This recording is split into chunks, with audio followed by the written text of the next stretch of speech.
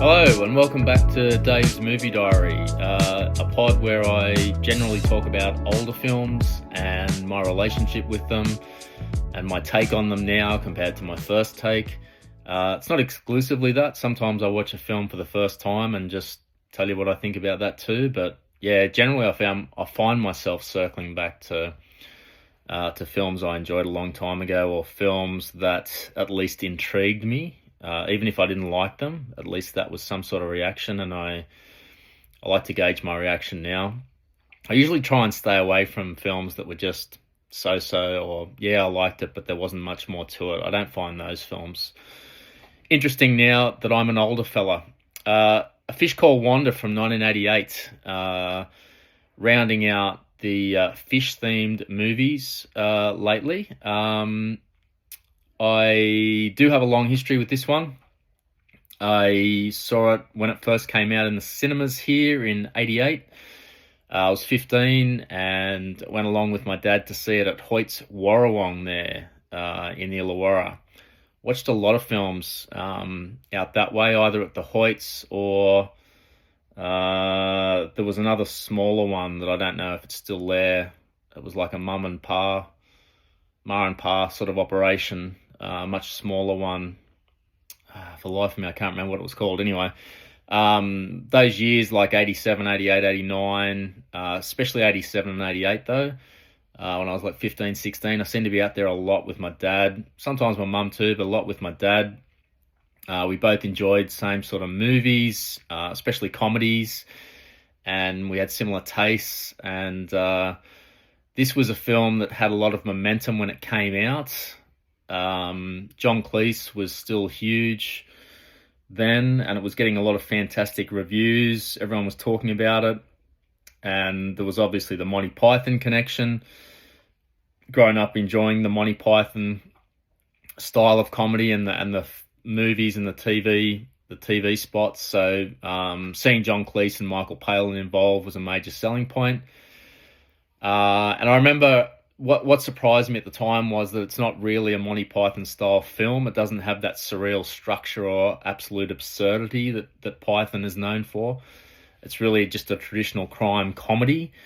And I remember laughing a lot that first time. Doubled up with laughter in the cinema, and watched it a few on video with some mates. They loved it. Watched it over the years a lot, mainly with my folks, and it's still got a lot of laughs, and it seemed to work across generations with different audiences, and even when you know the joke that's coming, it still seemed to make it hilarious. What's it about? It starts out with four criminals coming together to steal a collection of diamonds. The English mastermind is a guy called George Thomason. Ken Pyle, Ken. That's the Michael Palin character. He's the loyal but very nervous accomplice. And then we get the Americans. So it's a half Brit, half American crew. Wanda Gershwitz, Jamie Lee Curtis, and Otto West, Kevin Kline. They're the Americans who joined the plan, and what an odd assortment of folks we've got here. The robbery itself is successful, but the problems start almost immediately. George is arrested based on Otto dobbing him in so that the Americans can grab the loot and hightail it out of there. But you quickly realise that nobody trusts anyone else in this film. Everyone's gunning for themselves. Wanda and Otto obviously secretly trying to betray George, take the diamonds for themselves. When George is arrested, he doesn't want to reveal where the diamonds are hidden. And the key witness is an elderly woman who saw the criminals leaving the scene. So what Wanda decides to get close to Archie Leach, which is the John Cleese character. He's the barrister defending George, in the hope that he can help her locate the diamonds, because George might reveal their location to cut his sentence. Now, Archie is a respectable but very unhappy man due to being trapped in a miserable marriage, and also he's beginning to stifle against the British, system that he finds himself within. Wanda comes out of nowhere, seems to have everything his world's missing. She's exciting, she's attractive, she's confident, she likes him, she's after him. But the closer Archie gets to Wanda, the more complicated everything becomes. And then you've got Otto, who's jealous of anyone getting too close to Wanda. Him and Ken are trying to deal with the witness problem. Well, Ken gets ordered to eliminate the old woman, but he's struggling because she's got these dogs. He's an animal lover, and his assassination attempts become some of the darkest and funniest moments in the film. And anyway, it snowballs from there. The entire movie is built around characters trying to fix their mistakes, which gets them into even bigger disasters. John Cleese, it's a different side of Cleese in this film. For anyone who grew up with John Cleese, like I did through Monty Python, but particularly Fawlty Towers, the fantastic show that had a massive following here in Australia, late 70s, early 80s. Watching him as Archie Leach is a fascinating performance because I was used to Cleese being the chaos, Basil Fawlty exploding, racing around like a lunatic, losing control, never admitting that he's wrong, dealing with a very controlling wife, and managing to turn ordinary situations into disasters. Here, he's the anchor. He's the person reacting to everyone else's insanity. He's the guy who's trapped in a miserable marriage. He's downtrodden. He's trying to do the right thing by everyone. Even his daughter, Portia, just uses him for money. He's trapped. Then Wanda arrives, and he can't believe his luck. And Cleese portrays him so believably. Like you can see, I felt happy for Archie Leach. He's finally getting a bit of excitement in his day. And God, when it's Jamie Lee Curtis in 1988, that is a big deal. And he allows himself to be overshadowed in this film, which I really respected. He's got Kevin Kline coming at him, outrageous. Michael Palin, scene stealing, painfully awkward. You got Jamie Lee Curtis at her most charismatic and seductive. So Cleese becomes our connection to reality, trapped in a world of madness. I loved his confrontations with Otto throughout the film, but I like too that near the end Archie gets a backbone and sizes up against a pretty formidable opponent. And it was really a revelation seeing John Cleese play such a restrained role. Showed me that there's a lot more to him, and it's probably one of his best performances because of how much control he shows. All right, onto the characters. Kevin Kline as Otto West. He steals this film. And what's even more impressive is how far this character is from the actor I usually know Kline for. I always think of him as someone with enormous emotional intelligence. Films like The Big Chill, he often plays thoughtful, sensitive, emotionally aware characters. But then he creates Otto West. This guy thinks he's brilliant. He reads Nietzsche, doesn't understand a word of it, but he thinks reading it's enough. Thinks he's sophisticated, deep philosophical thinker. Actually, he's an absolute idiot. And the genius of Kline's performance here is that he never plays Otto as someone who knows that he's stupid. And he riles up big time as soon as the word stupid is mentioned. I love people like this who think they're the smartest people in the room and they're the dumbest. I love him trying to appear cultured throughout this film, and his attempts at speaking Italian to get Jamie Lee Curtis going. Like she loves hearing foreign languages. That gets her crazy. And Otto's there just saying Italian food words or saying Benito Mussolini. Perfect example of someone confusing information with wisdom.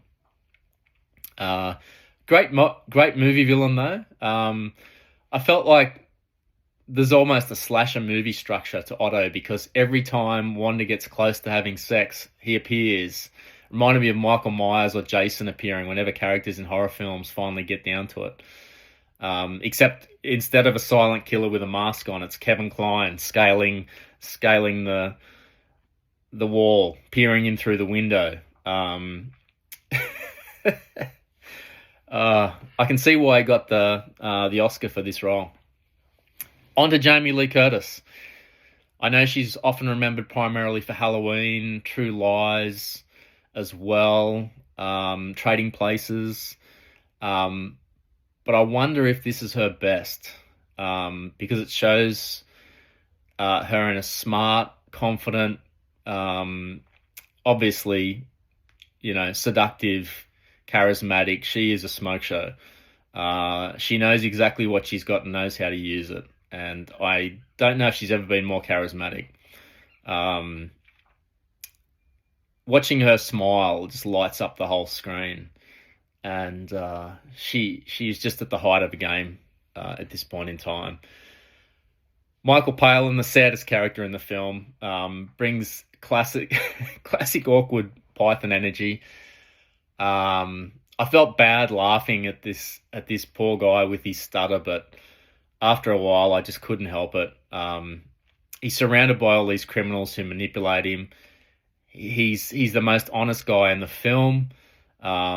He's asked to assassinate an old woman, and each failed assassination attempt gets funnier and funnier. His reactions, turning up to the funeral of the dogs, with his face bashed in from the numerous car crashes he has while he's trying to flee the scene, and his guilt's building and building. But yeah, great performances all around.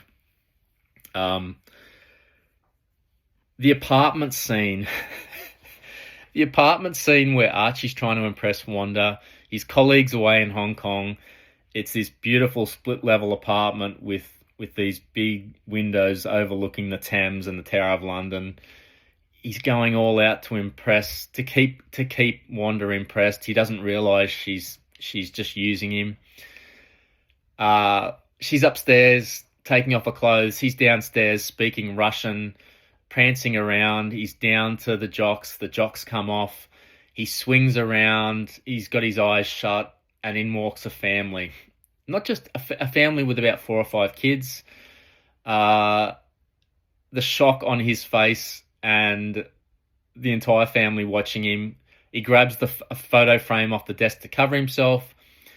Unfortunately, it's a photo of the woman who's staring straight at him, covering the crown jewels. That scene alone is worth the price of admission. That's the scene that I recall laughing so hard at and gets me every time. It's a laugh out loud moment for the generations. Best scene in the movie for me. And the film really understands that comedy comes from characters making bad decisions. And we've lived with the characters for a while. We see them. They're vulnerable. We get to know them. It's fantastic. Great comedy is difficult, I think, because once you know the joke, the surprise disappears and often it lands flat. But this film keeps on surviving because the performances are so good and the timing is incredible from everyone involved. And the script's sharp. There's no wasted scenes. The jokes just keep on coming and coming. And they all land, just about. Like 99% of them land, I think, for me. I do think that this is one of the great comedies of the second half of the 80s. What makes it stand out is how unexpected it all was. Like John Cleese, one of the great comedic performers of his generation, isn't playing the person creating the chaos. Yes, we still get a few great moments of John Cleese running. Now, for a tall guy like him running, he manages to keep his body as still as possible, but his legs are doing all the work, and he's just it's a joy to watch him running. But playing the straight man, the grounded guy, surrounded by lunatics, chiefly Kevin Kline, who's going in the opposite direction. Like I said, known for intelligence and emotional subtlety. He just, it's one of the funniest and most ridiculous characters of the decade. I really like the UK US comedy mix was interesting because that combo doesn't always work because the humor styles are so different. But this balance here is perfect because the Americans are zany and overconfident and brash and loud. All the stereotypes are coming out here, and then you've got the British awkwardness and restraint and worrying about being embarrassed. And John Cleese speaks to this in the film. And it becomes a real dynamic, especially between Cleese and Jamie Lee Curtis.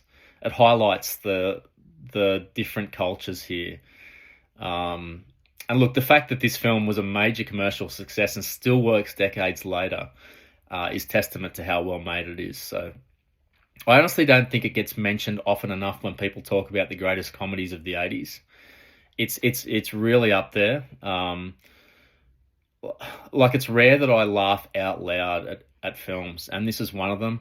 I watched Caddyshack recently. That's another one. Vacation, I know, for me, is another one. National Lampoon's Vacation. But there's not that many. There's lots of films that I find amusing, but laugh out loud, funny. This one is right up there. So I just don't think it gets enough love. One of the other great scenes in this movie, while I remember it, is the scene where Otto is trying to find out where the jewels are from Ken. And of course, we've got Ken, the animal lover, with his fish tank, with Wanda, the fish, in there. And Otto, he's been taking the piss out of Ken the whole film about his stutter. Otto pretends that he's gay to try and rile Ken up, to try and just needle him. The scenes of Otto outside the courtroom, saying that Ken looks fantastic as he's walking along in the street, saying that he wants him. It's just so good. Otto just is a complete psychopath, does not care. The numerous car crashes that he gets into, and just anyway. But this scene where he's trying to find out the location of the jewels from Ken, Ken's not giving it up, so he ties Ken up. Otto's eating hot chips, shoves those up his nose, starts eating the fish one by one, giving commentary on their tasteworthiness or not. Avoid the green ones; they're not that tasty. Finally, we get down to Wanda, the last one. In it goes into his mouth. He's still talking while he's got Wanda trapped in his mouth. Ken finally tries to reveal the location. He's not quick enough. Wanda disappears down Otto's throat. The look on Ken's face. He's got a pear shoved in his mouth by then. Oh, it's brilliant. Brilliant scenes. This movie is really so rewatchable. I should watch it more often now. Is it a date film? Absolutely. It's funny. There's lots of romantic scenes. It's entertaining. It makes you feel alive, makes you feel happy. You're rooting for certain characters. There's enough story as well to make it a shared experience. It's really a great film to watch with someone because you know you'll both laugh. Is there a bigger aphrodisiac than laughter? It's right up there. Is it a hangover film? Absolutely. Maybe it's close to the perfect hangover remedy. Not too much concentration needed. Fast moving, lots of fun, lots of sex appeal. You can just relax and enjoy the ride. So look, this is one of those films where the memory of watching it is almost as important as the film itself. It'll always be connected to me sitting in Hoyts Warrawong with my dad when I was 15, laughing like a lunatic. This film's lasted because it deserves to. It's got a brilliant script, well cast, perfectly balanced performances. Kevin Kline as a maniac maintains and sustains that brilliance throughout the whole film. John Cleese showing incredible restraint under extenuating circumstances, where he's got a half-naked Jamie Lee Curtis in his living room. His wife gets home early. She's trying to hide behind the liquor cabinet, and she's on the ground trying to pick up the locket. He's there trying to balance bottle of champagne on a tray. Everyone's looking at him. It's so good. No one is better in those circumstances where there's embarrassment at the core than John Cleese. And Jamie Lee Curtis, unforgettable in this film. The Stuff Dreams Are Made Of. One of the funniest films of the 80s. It shows that British and American comedy can live together in the same film if the script's good enough and the performances are up there as well. So look, this film still delivers huge laughs decades later. It hasn't aged a beat. Check it out. It's available on streaming quite regularly. Actually, it's never too far from that universe. So that's it. Fish Called Wanda from 1988. Thanks for hanging in there throughout this fish-themed series of pods. We'll move on to something else now. As always, thanks for hanging in there and listening to these pods, and see you next time.